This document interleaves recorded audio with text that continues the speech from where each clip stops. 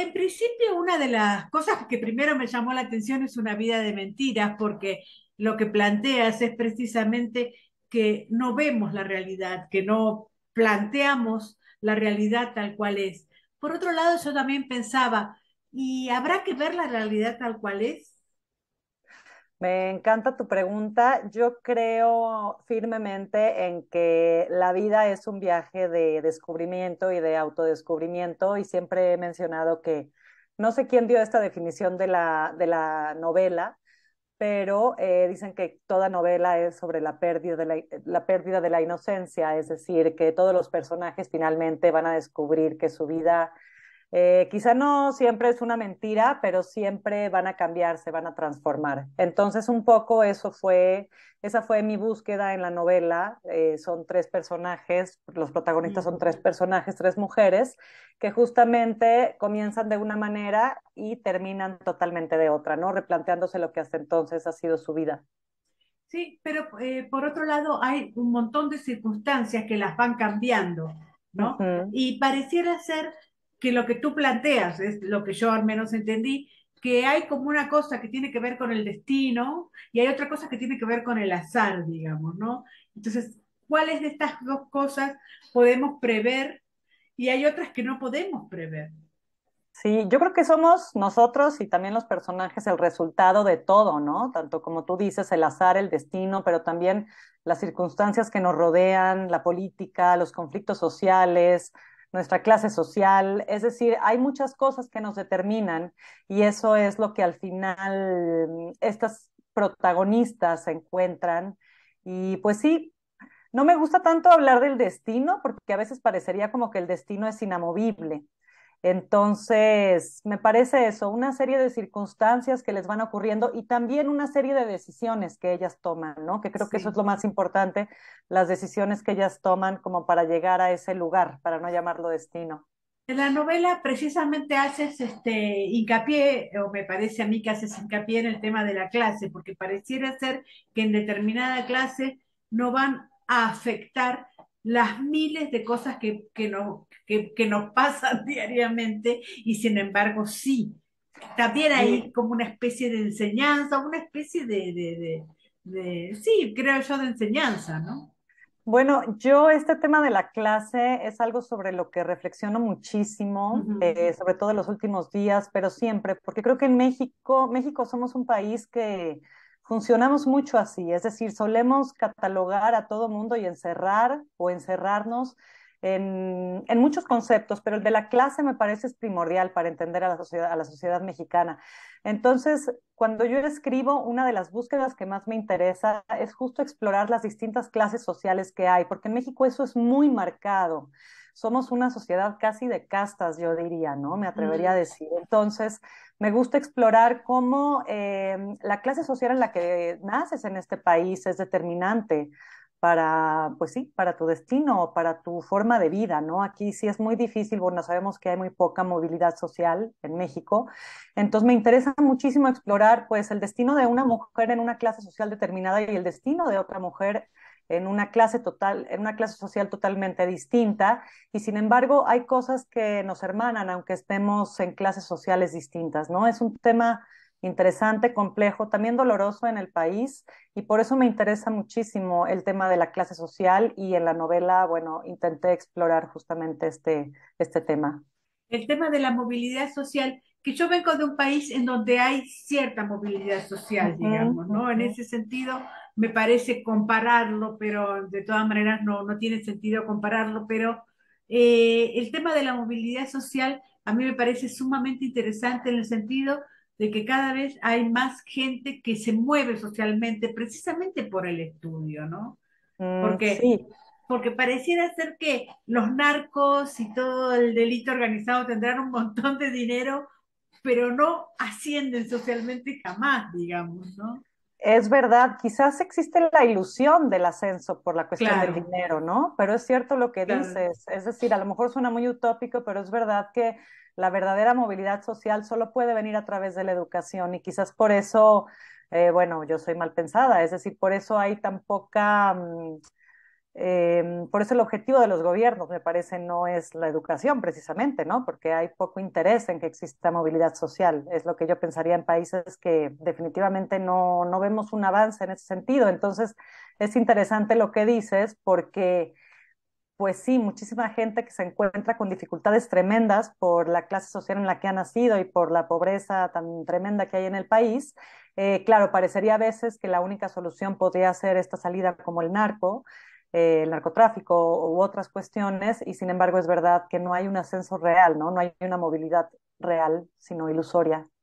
Yo leí la novela Una vida de mentiras, editada por Planeta, precisamente cuando detenían a Ovidio, Mm, y a Ovidio Guzmán. Y yo decía, bueno, este chico también ha tenido muchísima educación, porque es cierto, lo han mm. mandado a los mejores colegios, y sin embargo, tampoco le ha servido, digamos. También por otro lado pienso, estaremos nosotros muy fanáticas de la educación pensando que la educación resuelve todo. ¿Cómo lo ves a eso?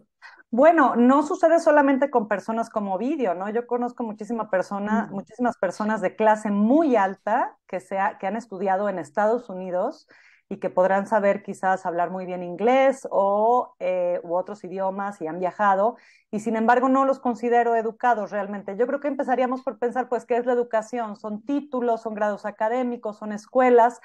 ¿O es realmente un afán de comprender al mundo desde otro lugar? Yo creo que Ujú. va como más por ahí, ¿no? También podemos encontrar a lo mejor gente muy educada que no ha asistido a las mejores universidades quizás, o ni siquiera ha cursado incluso primaria o preparatoria, y es gente sumamente sabia, ¿no? Y sumamente educada. Entonces creo que, claro que el día de hoy la educación pues está como muchas cosas neoliberalizada, entonces por supuesto que depende muchísimo de los títulos y esto, pero creo que va más allá. Quizás yo estoy pensando más que en una cuestión utópica, quizás en una educación no añeja, sino antigua, como antes se consideraba un poco, ¿no? Como también donde la familia juega un rol muy importante y, por supuesto, la lectura, ¿no? Yo creo que los libros son el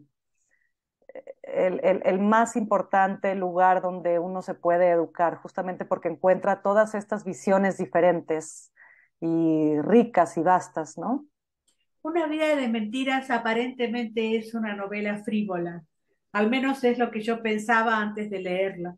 Después de Ujú. leerla dije, para nada es frívola, y por otro lado refleja muchísimo esa clase media mexicana que quiere ascender, esa clase alta que no quiere bajar, y al mismo tiempo las dificultades en las que vivimos en este país. Entonces, ¿cómo ves tú a tu novela? ¿Y qué dirías de ella? Si la leyeras, ¿no? Claro, bueno, Digo, te antes de, agradezco mucho. antes de escribirla. Claro, te agradezco muchísimo el comentario de que no es una novela frívola, porque siempre tengo esa preocupación, sobre todo porque a veces retrato clases que a lo mejor o realidades que no son necesariamente las mías, y nunca quiero abordarlas con frivolidad ni con falta de Claro. respeto. Al contrario, siempre intento explorar cómo se vive desde ese lugar. Entonces, sí había como una intención de que fuera un thriller, y este fue como mi primer reto, porque sí es verdad que el thriller quizás esté relacionado con cierta frivolidad, aunque no todos. Hay algunos thrillers que son también profundos y que Sí. te llevan a reflexiones interesantes. Entonces, digo, desde el planteamiento de que fueran tres voces, a mí me parecía eso, me gustaba mucho la idea como para jugar precisamente con personas diferentes, perdón, ahí tenemos un intruso, Mm. con personajes diferentes que tuvieran diferentes realidades. Y también me interesaba mucho retratar, pues, todo este caleidoscopio que es México, ¿no? Donde, como tú dices, es la clase social y es la clase media y es la clase baja y es la policía y es la corrupción y son los feminicidios y son los asesinatos a los periodistas. Entonces digo, yo no planteo que sea una novela de denuncia, sin embargo, sí son temas que a mí pues me interesan, y creo que nadie permanecemos ajenos a ellos, ¿no? Entonces, te agradezco el comentario y espero que así sea recibida, porque a mí es como me gusta leer y es como me gusta escribir. Sí, y sobre todo también cuando tú dices que el thriller es una especie de entretenimiento. Ayer precisamente vi Los Crímenes de la Academia y pensaba, es que uno puede quedarse en este thriller, como uno puede quedarse en el thriller tuyo que tú planteas, digamos, ¿no?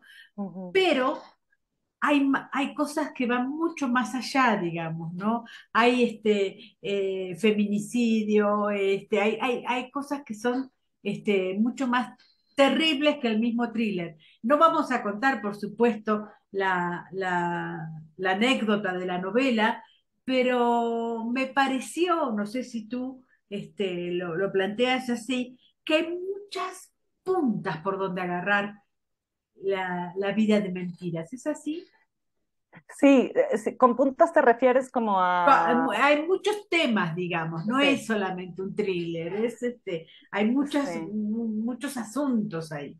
Pues sí, realmente en el camino de escribir, que tú sabes que es un Claro, largo camino y en el cual pues vas teniendo certezas, pero también vas teniendo muchos hallazgos que a ti mismo te sorprenden como escritor. claro. Em, pues sí, es decir, vas tomando de la realidad, ¿no? Ujú, Yo me acuerdo cuando yo no sabía muy bien, por ejemplo, sin contar el final, cómo terminar. Y en esa época sucedió el feminicidio de Devani Escobar en Monterrey, que fue ujú. un suceso que cimbró muchísimo a la sociedad. Entonces me parecía como que la novela tenía que ir por ahí. Como digo, no es el tema central porque sí me parece que hay muchos. Sin embargo, sí hay una línea que me parece que es tanto la cuestión del asesinato de periodistas y la cuestión de los feminicidios. Sí me parece que esa es como lo que lleva, como la línea cantante de la trama. Entonces, pues sí, pero dentro de eso sí exploré como varias cosas que me interesaban y que creo que como mexicana es lo que palpo todos los días, ¿no? Y me gustaba la idea que eso se trasladara a la novela, es decir, que no fuera un thriller como estos, pues, que suceden en Noruega o en Dinamarca, donde la realidad social está como por ahí, pero realmente no influye mucho en los personajes, ¿no? Son como más Sí, el internos. tema nórdico es más el tema del paisaje, ¿no? Pareciera ser que Ándale, el paisaje es lo que te conmueve, lo que te mueve, lo que te mata, exacto. pero el sistema social no. Y por otro lado, pensaba, y ahora que me lo confirmas, me parece mucho más razonable, que una vida de mentiras también vive México. Ah, qué... ¿No? Porque de Bani Escobar, ¿cuántas cosas escuchamos antes de aceptar que la habían matado, digamos, ¿no? Es decir, Ujú, y ni siquiera todavía sabemos exactamente qué es lo que pasó finalmente, ujú, ¿no? sí. Entonces me pareció también que hay como una metáfora para el país mismo, ¿no? Mira, la verdad no lo había pensado, pero qué frase tan contundente. Sí, me parece que este es un país que necesita voltear a verse con mayor atención, con mayor crítica. Me parece que nos distraemos con cosas que no son importantes y por ahí nos vamos, en vez de realmente poner sobre la mesa cosas que tenemos bien pendientes, ¿no? Como lo menciono, la clase social, la diferencia de clases que es brutal, la brecha que hay, ¿no? Entre ricos y pobres, la corrupción, todo eso me parece que tienes muchísima razón. Me gusta que el título se vaya también por ese lado, porque como te digo, yo soy una apasionada realmente de las cuestiones políticas y sociales, y sí me parece que son los temas pendientes de los mexicanos. Y la última pregunta es, ¿qué te pasa con la literatura mexicana? A mí se me ocurre que mucha literatura mexicana trata de explicar exactamente dónde estamos viviendo y en qué momento estamos viviendo. Y me parece que esa literatura como la tuya tiene que ser profundamente promocionada, profundamente leída, digamos, ¿no? Ujú. Este, ¿qué te pasa con la literatura? ¿Cómo te ves a ti misma? Bueno, ¿cómo me veo a mí misma? Me parece que ahorita afortunadamente estamos viviendo una época muy interesante, sobre todo para las mujeres escritoras, en donde vemos como una multiplicidad de voces, ¿no? Entonces, a mí me costó mucho escribir. La verdad es que yo publiqué mi primer libro relativamente grande, digo, como vemos a veces como chavas muy jóvenes que están publicando. Yo publiqué mi primer libro de cuentos a los 38 años. Y me parece que me tardé porque me costaba mucho ubicar qué quería decir. Claro, Yo vivía en provincia, no vivía ya en Ciudad de México. Yo viví muchos años en Ciudad de México, pero me había ido de ahí, entonces de alguna forma me sentía fuera. Y creo que cuando realmente me animé es cuando entendí que todas las voces son muy válidas y desde nuestra trinchera podemos aportar muchas cosas a la discusión de este país. Entonces, bueno, me parece, contestando a tu pregunta de dónde me veo, me parece que falta más representación de la provincia mexicana, así como el poder está centralizado, también las narrativas están centralizadas, y eso es algo, pues, por ejemplo, que el editorial, que yo le agradezco a Planeta, porque es algo que está buscando descentralizar un poco las narrativas. claro, Y claro. bueno, eso no quiere decir que hay extraordinarios autores de provincia, ¿no? Digo, yo soy una admiradora de Yuri Herrera, Julián Herbert, Magali Velasco, en fin, muchísimos autores que están en provincia, pero me parece que los recursos siguen yéndose a Ciudad de Sí, México. sí, sí, sí, sí. Ajá. Y entendible, pero bueno, estaría muy bien que hubiera como un pulso para descentralizar y poder, pues, poder repartir estos recursos como de manera más equitativa hacia las provincias. Entonces, pues ahí me veo como una escritora un poco de la periferia, pero siempre mirando hacia lo que sucede en, pues en la metrópoli, ¿verdad? Que es Ciudad de México, con gente como tú, que por eso me encanta estar en contacto. Y la última, ¿estás escribiendo algo ahora? Fíjate que sí, después de esta Ajá. novela me quedé un poco como en Claro, es duelo, lo que yo poco, pensaba. sí, no sé si te pasa a ti, Son pero me quedé, 450 páginas, es una novela sí, bastante larga. sí, sabes que la escribí en muy pocos meses, me destrocé la espalda, en fin, fueron días ahí medio intensos y me quedé un poco esperando, luego ahora vinieron las fiestas y justo hace una semana ya empecé con una novela que le traía muchísimas ganas, que surge de un cuento que escribí hace un año o hace un par de años y es una novela que está como enfocada mucho en la ecología, que es un tema, el tema ambiental que me interesa mucho. Entonces ya estoy contenta porque no había podido volver a escribir después de esta novela y pierdo sentido cuando dejo de escribir, es la verdad. Un abrazo enorme y muchas gracias por la entrevista. Qué gusto. Gracias, Mónica. Te mando un abrazo y espero volver a verte muy pronto.